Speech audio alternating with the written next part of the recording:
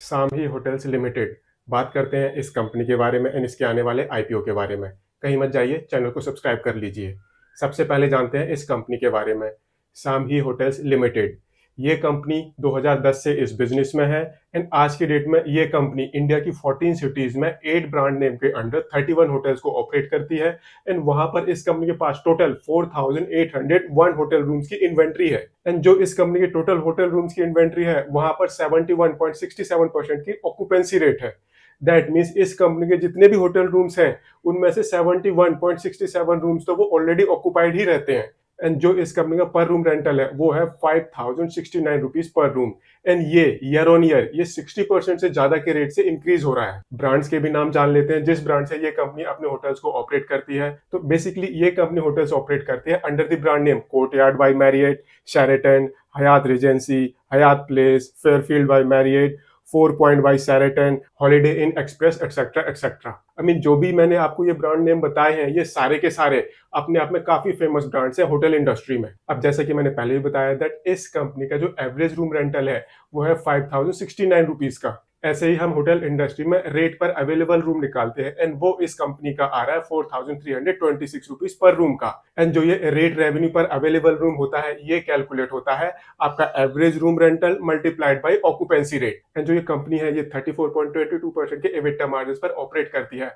हालांकि ये कंपनी अभी भी एक लॉस मेकिंग कंपनी है। हमने ब्रांड्स के बारे में जान लिया, अब जानते हैं कौन कौन से स्टेट में ये कंपनी ऑपरेट करती है। तो बेसिकली ये कंपनी ऑपरेट करती है कर्नाटका में, दिल्ली एनसीआर में, तेलंगाना में, महाराष्ट्र में, तमिलनाडु में एंड गुजरात के अंदर। अब ये कंपनी होटल इंडस्ट्री में ऑपरेट करती है तो यहाँ पर सबसे बड़ा फैक्टर होता है दैट जो होटल्स की बुकिंग होती है वो किस तरह से आती है। तो जो इस कंपनी की टोटल बुकिंग्स है वो अप्रोक्सीमेटली 24.44% आती है ऑनलाइन ट्रैवल एजेंट से, 66.14% आती है बुकिंग थ्रू ऑपरेटर से, ऐसे ही 3.30% बुकिंग्स आती हैं वॉक इन्स के थ्रू एंड इसके अलावा 3.74% आती है परमानेंट एलोकेशन टू क्रूज जैसे कि एयरलाइन बुकिंग हो गई एक्सेट्रा एक्सेट्रा एंड बाकी 2.37% आती है डिफरेंट मीडियम से जैसे कि रिवॉर्ड पॉइंट के थ्रू बुक कर लिया या फिर कोई प्रमोशनल स्कीम चल रही है उसके थ्रू कोई बुकिंग आ गई। अब जानते हैं इस कंपनी का एक ओवरऑल गेस्ट प्रोफाइल। तो जो इस कंपनी का एक ओवरऑल गेस्ट प्रोफाइल है उसमें से ये 35.29% है कॉर्पोरेट इंडिविजुअल ट्रैवलर्स का, 47.29% है अदर इंडिविजुअल ट्रैवलर्स का, ऐसे ही जो सोशल इवेंट्स होते हैं, मैरिजेस होती हैं, कॉन्फ्रेंसेस होते हैं वो 11.88% ऑक्यूपाई करता है। ऐसे ही एयरलाइंस के क्रू भी रेगुलर बुकिंग करता है तो 3.87% एयरलाइंस क्रू के थ्रू इसकी बुकिंग आती है। 1.48% ये लॉन्ग स्टेज हो गया, अपार्टमेंट्स हो गए जहां पर लोग आते हैं एंड काफी लंबे टाइम तक रुकते हैं। इसके अलावा 0.19% हो गया इस कंपनी का मिसलेनियस गेस्ट प्रोफाइल। नाउ इस कंपनी ने अपने रेड हेरिंग प्रोस्पेक्टस में hotel wise revenue and profitability breakup भी दिया हुआ है। नाउ अगर हम इस कंपनी की प्रॉफिटेबिलिटी वो होटल वाइज देखें तो सिर्फ 3 ऐसे होटल्स हैं जिनका प्रॉफिट बिफोर टैक्स पॉजिटिव है, बाकी सारे होटल्स का प्रॉफिट बिफोर टैक्स वो नेगेटिव है। बट अगर हम इन होटल्स का प्रॉफिट बिफोर टैक्स में डेप्रिसिएशन को ऐड करें एंड इंटरेस्ट एक्सपेंस को ऐड करें तो वो सबका सब पॉजिटिव हो जाता है। इसको हम बोलते हैं एडजस्टेड एबिटा। तो आई मीन इस कंपनी के सारे होटल्स का एडजस्टेड एबिटा वो पॉजिटिव है। नाउ अब जो हमने डेप्रिसिएशन की बात करी उस खर्चे को नॉर्मली कंपनियां खर्चा नहीं मानती। ऐसे ही अगर आप बैंक से लोन लेने जाओगे तो जो आपकी टोटल प्रॉफिट होता है बैंक उसमें डेप्रिसिएशन ऐड कर देता है, फिर आपकी प्रॉफिटेबिलिटी देखता है। सो जो इस कंपनी की होटल वाइज प्रॉफिटेबिलिटी है उसमें हम डेप्रिसिएशन को खर्चा नहीं मानेंगे। दूसरा मेजर खर्चा है इंटरेस्ट का, ये भी अपने आप में काफी बड़ा एक्सपेंस है। तो इंटरेस्ट को कम करने के लिए क्या किया जा सकता है? सिंपल, आप अपने डेट्स की रीपेमेंट कर दो। तो अब अगर आपका इंटरेस्ट कम होता है तो जो आपकी होटल वाइज प्रॉफिटेबिलिटी है वो पॉजिटिव होने वाली है एंड वो सारे के सारे केसेस में पॉजिटिव रहेगी एंड ये बात मैनेजमेंट को अच्छी तरह से पता है एंड इसीलिए इस कंपनी की मैनेजमेंट अपना आईपीओ लेकर आ रही है। जो कंपनी का टोटल आईपीओ साइज है अभी हम उसके बारे में नहीं बता सकते बिकॉज कंपनी ने अपना प्राइस बैंड अनाउंस नहीं किया है and without price band company का टोटल आईपीओ साइज कितना होगा हमें नहीं पता होगा।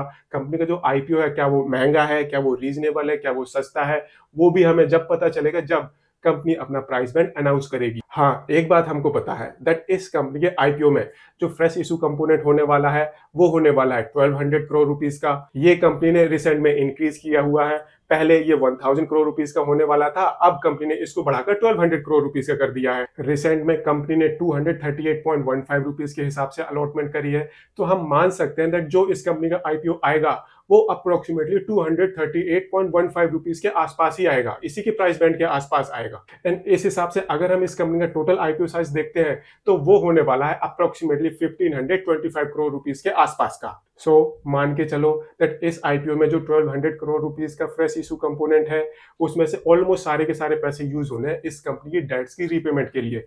तो इसके बाद जो इस कंपनी के फाइनेंशियल्स है उनमें एक काफी अच्छा टर्न अराउंड आने वाला है। हो सकता है कंपनी ये लॉस मेकिंग कंपनी से प्रॉफिट मेकिंग कंपनी में कन्वर्ट हो जाए। अब जो ये कंपनी का आईपीओ है 14 सितंबर को आईपीओ ओपन होगा, 18 सितंबर को आईपीओ क्लोज हो जाएगा एंड 27 सितंबर को इस कंपनी की बोथ बीएसई एंड एनएसई में लिस्टिंग होने वाली है। सो अभी तक हमने इस कंपनी के बारे में जाना, इस कंपनी का आईपीओ स्ट्रक्चर देखा। अब देखते हैं इस कंपनी के फाइनेंशियल्स। इस कंपनी का टोटल एसेट बेस ये अप्रोक्सीमेटली 2200 करोड़ रुपीस के आसपास का है एंड ये कंटिन्यूसली धीरे धीरे कम होता जा रहा है।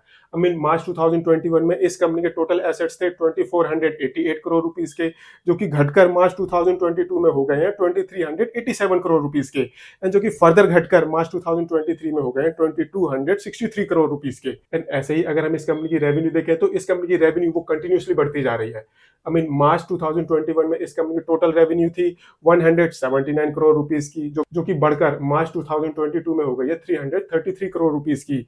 एंड ये मार्च 2023 में तो डबल से भी ज्यादा हो गई है। एंड मार्च 2023 में इस कंपनी की टोटल रेवेन्यू हो गई है 761 करोड़ रुपीस की। दैट मींस इस कंपनी की जो रेवेन्यू है वो ऑन एन एवरेज हर साल डबल हो जाती है। बट अगर हम इस कंपनी की प्रॉफिटेबिलिटी देखें तो ये कंपनी कंटिन्यूसली लॉस रिपोर्ट करती आ रही है। रीजन दो है, एक डेप्रिसिएशन है एंड दूसरा इंटरेस्ट एक्सपेंस है।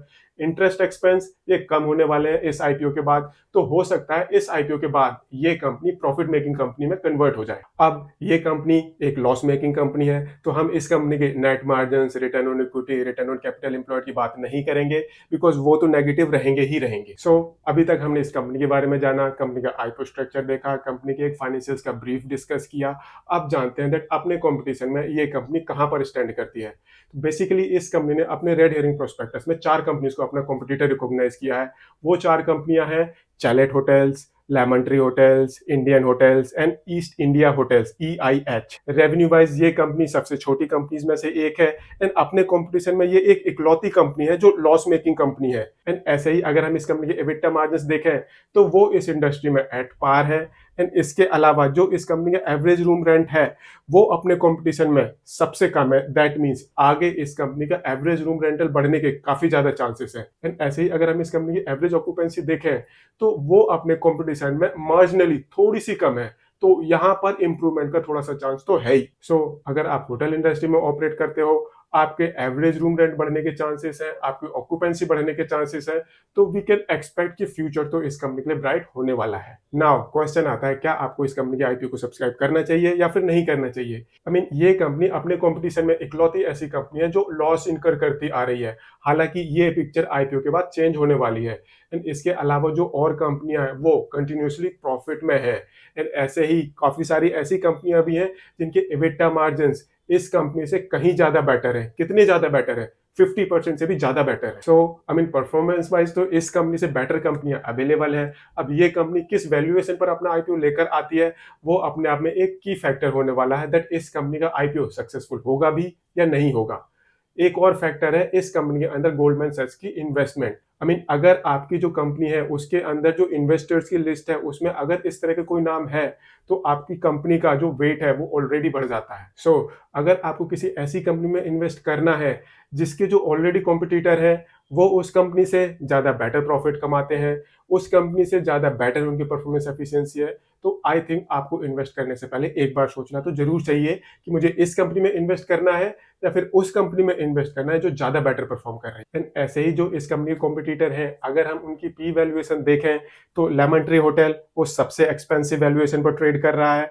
एंड ऐसे ही EIH वो सबसे सस्ते वैल्यूएशन पर ट्रेड कर रहा है। एंड लेमन ट्री की पी वैल्यूएशन है 75.26 की। एंड ऐसे ही EIH की पी वैल्यूएशन है 49.55 की।